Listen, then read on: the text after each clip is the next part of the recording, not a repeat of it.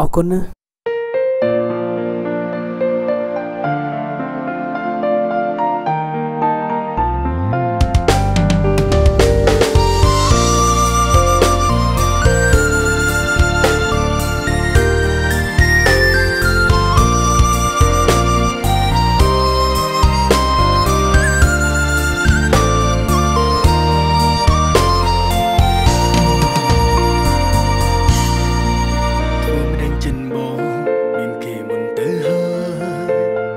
ពីបានជុំត្រានត្រៃចង់ឆ្លើយពីងស្នេហ៍មិនរួច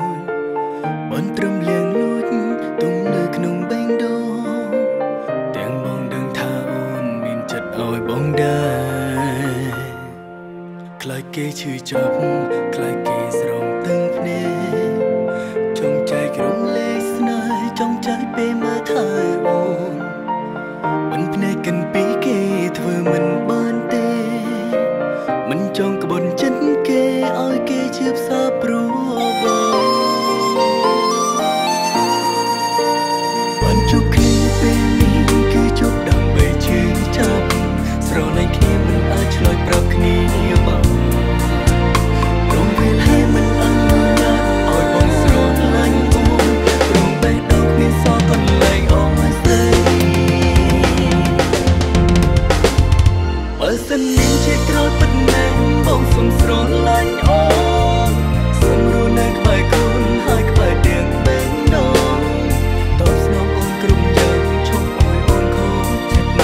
តែជាតិនេះអានឹងមិនអាចស្រលាញ់សង្សារបងគេមានចិនស្មោះស្មោះនឹងបងខ្លាំងណា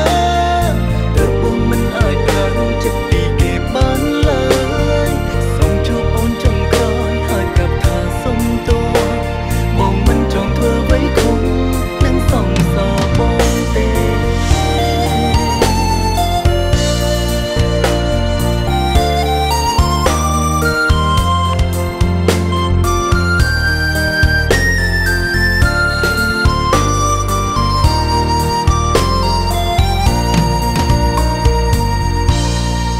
ខ្លាចគេឈឺចាប់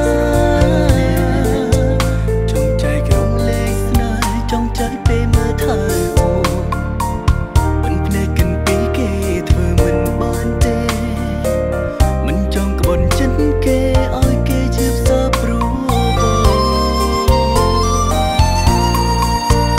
បានជួបគ្នាពេលនេះគឺជួបដើម្បីជឿចាប់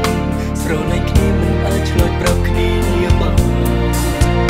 រំវេលាមិនអនុញ្ញាតឲ្យបងស្រឡាញ់អូនរំបែកដល់គ្នាសោះកន្លែងអស់ស្រី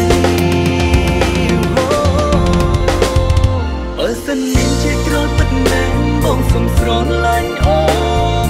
សុំរស់នៅក្បែរខ្លួនហើយក្បែរទាំងបេះដូងតបស្នងអូនគ្រប់យ៉ាងឈប់ឲ្យអូនខូចចិត្តតែជាតិនេះអានឹងមិនអាចស្រឡាញ់សង្សារបងគេមានចិនស្មោះស្មោះនឹង